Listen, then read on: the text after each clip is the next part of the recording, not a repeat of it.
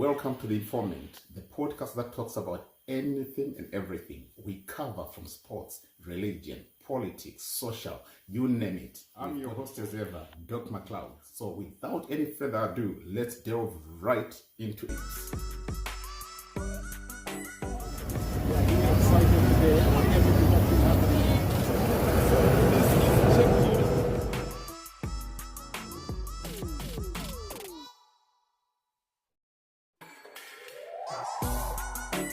The Constitution of Zimbabwe and the Constitution of ZANU-PF mutually appreciate and recognize the role played by the veterans of the liberation struggle during the War of Liberation and after independence. The veterans of the liberation struggle will continue to play a significant role in terms of nation building. The Constitution of Zimbabwe and one of the goals of the liberation struggle recognizes the importance of the freedom of expression, the freedom of association, and the freedom of conscience, but not the freedom to manufacture lies and defamatory statements. The beauty about democracy allows the freedom of expression, conscience, and association, and ultimately the supremacy of the people in democratic processes. Good day, my good people. I hope I find you well. Right, sit back, relax. I have got news for you.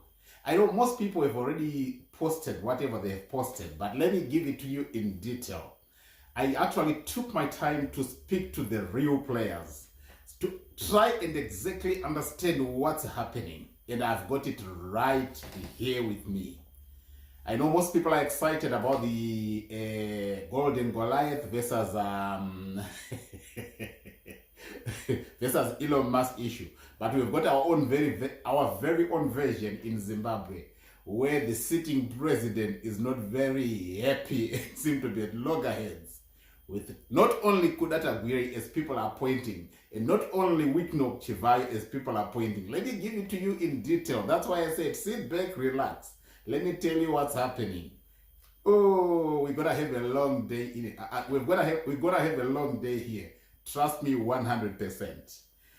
Right, where do we start? Let's start with the VP, the Vice President, Constantine Chiwenga was at the Catholic gathering there, and people present there. I want you to take note of people present there, where he was addressing as the guest of honor. As you will see in this video that I'm posting, there was number one, the former First Lady of Zimbabwe, Grace Gucci Mugabe. She was there present with her family. At the very same time, the former Speaker of the House of Assembly, or the Speaker of the House of Assembly, Jacob Mudenda, was there as well. Remember the Shabangu issue. Jacob Mudenda was the one who was engineering that with the directive from the top man. But this time he is with the VP. Remember, I told you M31 is dead and a new movement is being put together. People are not very happy with Tagwireyi, I should say that. Then at the very same time, aggravated by the postings of Wikno when he called himself Chigananda. I'm going to go into detail pertaining all that. Then also remember, I was the one who broke out the news to you that 47 out of 49 people were against the co-opting of Tagwireyi into the Politburo. Right, as we continued, Tagwireyi then made himself to appear at the Central Committee. I'll tell you what was happening all there. It's all in detail. As of now, just have a look at these videos. Thank you. The position he held until 2017. A distinguished military strategist and a scholar. On 22nd December 2017, he was appointed Vice President of the Republic of Zimbabwe and currently exercises oversight role over the economic ministries in the government of Zimbabwe, and he has meticulously executed his assignments to this very day. Without much ado, ladies and gentlemen, allow me to invite our distinguished guest, our distinguished guest of honor, who is now, and none other, the Vice President of the Republic of Zimbabwe, the Honorable General Retired Dr. CGD and Chiwenga. Honorable Vice President, sir. I thank you. I thank you. Atatapedza kamuteuromisa. Mama sumukiri. Tichiri pasondo anditi. Hongo.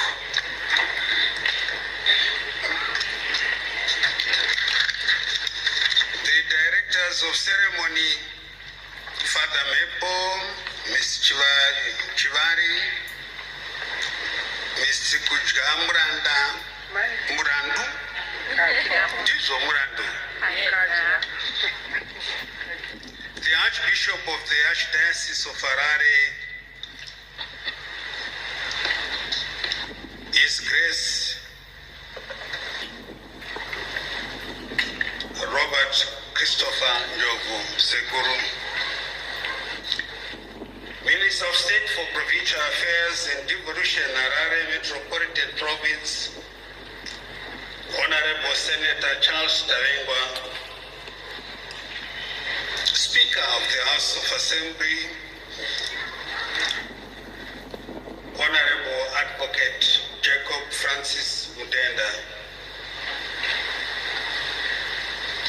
former First Lady of the Republic of Zimbabwe, Dr. Amai Grace Mugabe, Nemuri Tunuku Kwasai, the Administrator of the Cathedral of the Sacred Heart, Very Reverend Father Kenneth Muguti, Vicar Generals who are here,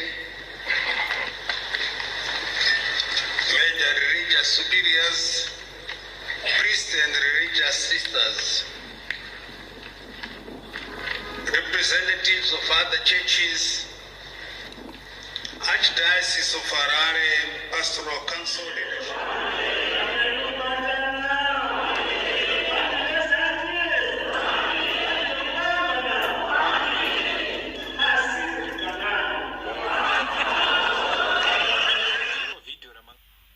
The president seemed to be suffering what we call a kickback from some of the people that he has long since trusted.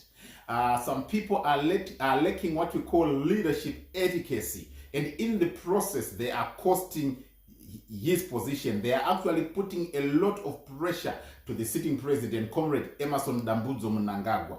People like Whitney who keep on posting some funny things like Chigananda, yet he knows it's a term that people are using to everyone who's around the president.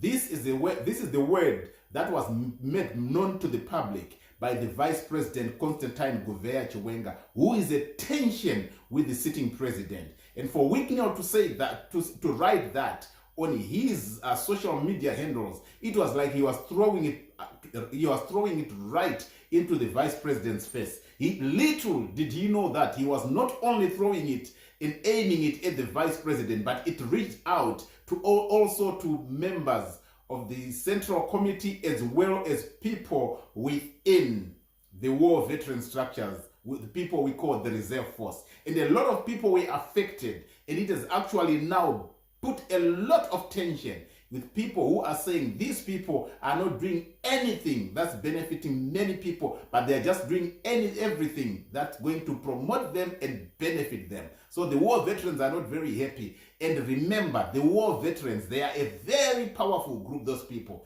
They might be old, but they are still very powerful. Like I said to you before, most of them, if not all of them, most of them have once served within the systems of the government. So they know exactly how the systems operate. At the very same time, they are still respected within those structures. You know, it's just like your teacher. Regardless of how well you are doing in life, when you meet him, whoever taught you in grade 1 still remains your teacher. There is this respect that you carry for that person, regardless of how better you are now in life over them. Listen, the war veterans, they still carry a lot of respect.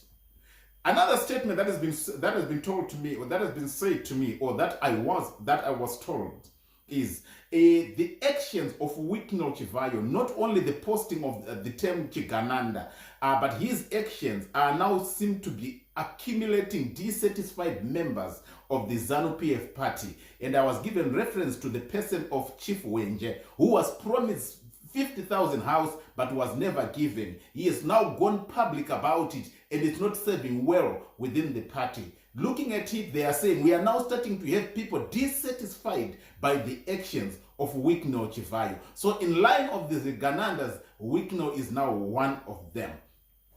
Secondly, the statement by the former General Sanyatwe, where he said, "I am now not a member of the Zimbabwe National Army or a member of the military. Now I'm a minister, so I can say what I want." That one was not taken well by members of the war veterans when he started to support openly Tagwireyi. That one is causing a lot of friction. And those are things that I'm told they have been writing and accumulating and are now using them to press on the president because of the actions of the people that's around him. Let's go on again.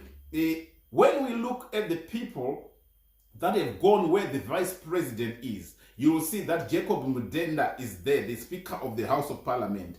The Minister of State for Harare is there as well. I'll tell you why those people are very important. Jacob Mudenda has been one of the master architects who has been crafting what we call the dissemination of the opposition, making sure that Sengezo Shabangu has got total control, or is in total control of the opposition, so that he can be used for where he needs to be used. But above all, the most interesting character amongst the people that attended the presentation of the vice president at the cathedral, where they were doing things to do with the Catholic Church, was the Minister of State for Harare.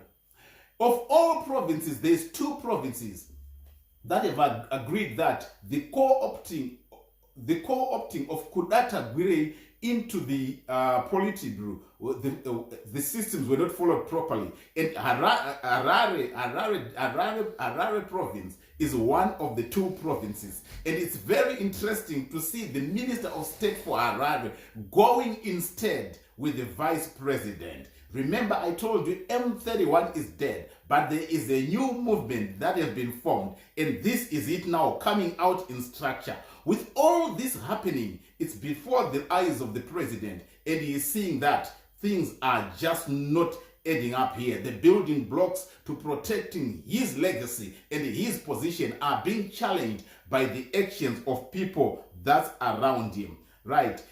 Of the 2 provinces, the Harare is one of those that said the proper procedures were not followed in trying to co-opt Tagwireyi into the systems of ZANU-PF. So that connection again, I've been told that it's a sign to show the sitting that you are hanging around with people who are not promoting the things that we would want, but people that are making us to have too many cracks within the ZANU-PF party.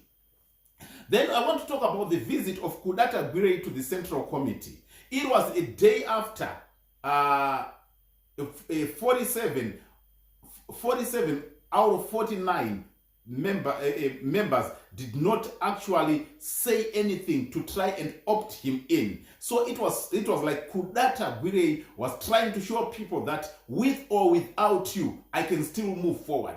Besides that, what he didn't know is this is not how it is done, but his visit Tagwireyi to the Central Committee, before they had done their rectification as Central Committee, was not accepted.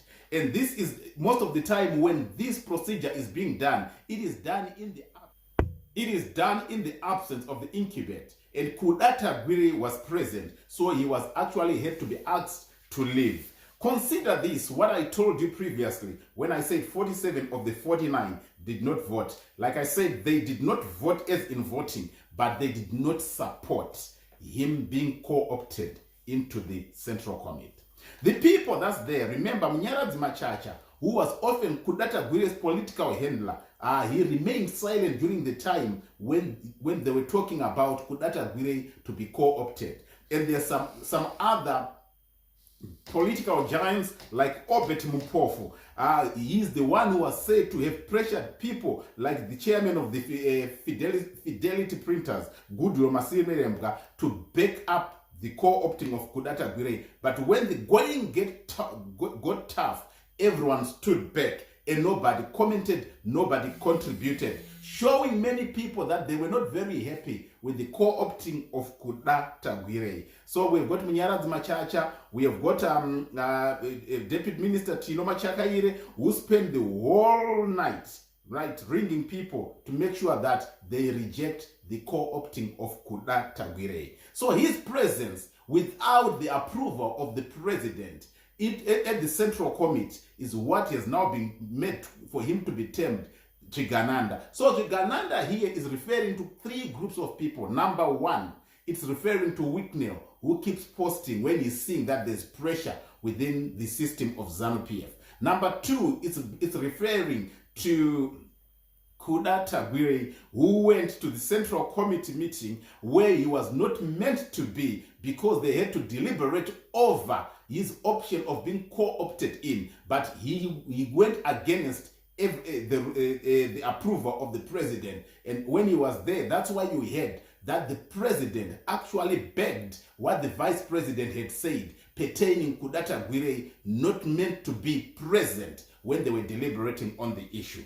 Right. At the very same time, group number three, who are being referred to as Rigananda, are people that have actually given confidence to the sitting president and the Tagwireyis, promising him that he's going to be co-opted easily into the Central Committee. And all those people, when time to suggest his co-opting, the co-opting of Tagwireyi, only 2 people out of 49 did try and co-opt him in. So the rest, which is the majority, if not all, did not co-opt for Tagwireyi. So he felt that was big betrayal. Now let's look at the term Rigananda. Rigananda means that Tengesi traitors. So who betrayed who? It is the people that have actually made the sitting president to have high hopes, to think that I've got all these people now to promote the agenda that we are trying to move forward. And before you know it, when the going gets tough, everyone pulled back. He felt there were a lot of people that backstabbed him. And this is not going to end well. Trust me, 100%.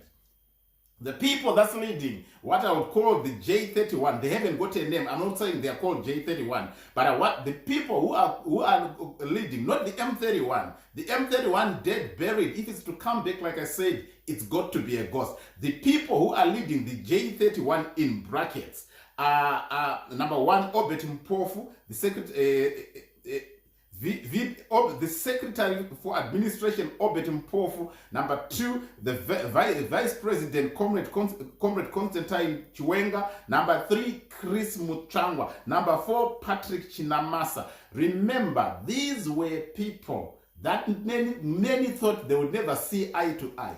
This is where politics gets so exciting. When things like this are happening. In politics, there's no one to trust. In politics, there's every person to trust as well. Listen, there's a thin line between enemies and friends in politics. This is exactly what's happening. When you see in this video, the president say, Pasi Nezhigananda. He was referring to 3 groups. Number 1, like I said, Wicknell. Number 2, I'm talking about Tagwireyi. Number 3, people who betrayed after having given him the confidence to say we are going to vote for the co-opting of Tagwireyi into the Central Committee. How do you think the game is going to end? Considering also that Jacob Mudenda was at the presentation of the Vice President where he was the guest of honor, and Grace Gucci Mugabe was there as well, alongside some other members of the state. They were also there. This is what I'm saying. When it comes to ZANU-PF, don't poke your nose into their affairs.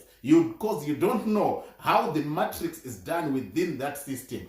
Best you stay on the terraces, get your glass of water, put Mazoe in there, relax and watch the movie as it takes place. Right now, things are not well. People are not sleeping. Others are gnashing their teeth because betrayal has been exposed at its highest degree. Let me know what you think, people in the comment section. The truth of the matter is, it's not done. J31 is pushing because from what I am told, there was an ultimatum, and there's still an ultimatum that Tagwireyi has got to step back.